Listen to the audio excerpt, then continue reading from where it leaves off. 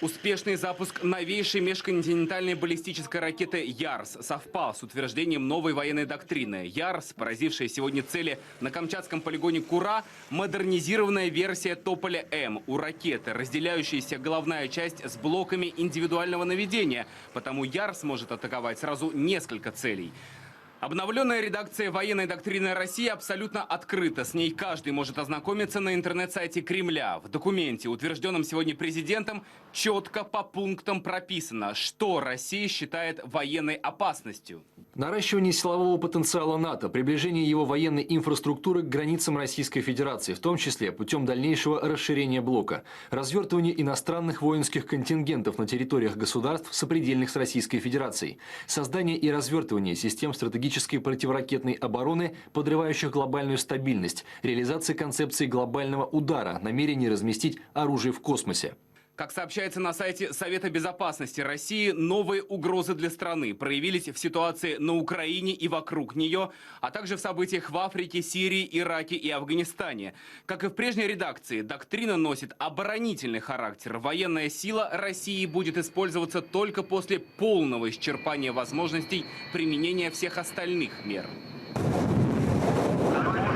Стратегический ядерный щит России в последние годы стал более крепким и мощным, что подтвердил и недавний запуск с подводной лодки ракеты «Булава».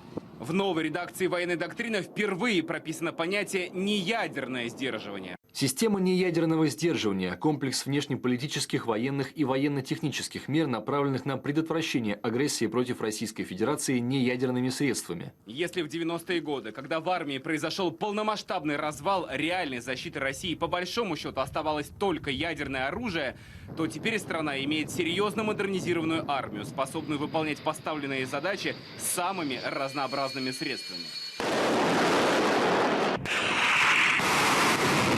Только за этот год в войска поступило более 4500 новых образцов вооружений. Через 5 лет доля современной техники в войсках будет составлять не менее 70%.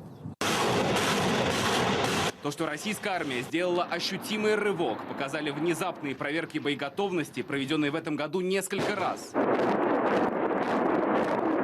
Но основой мировой стабильности, конечно, остаются силы ядерного сдерживания. В военной доктрине прописано, в каких случаях Россия может применить самое грозное оружие.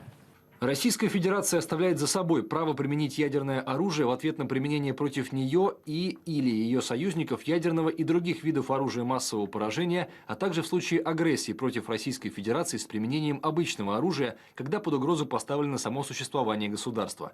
Решение о применении ядерного оружия принимается президентом Российской Федерации. В Москве введен в строй новейший национальный центр управления обороной. Именно здесь, в случае необходимости, и будут приниматься ключевые решения, опирающиеся на новую военную доктрину.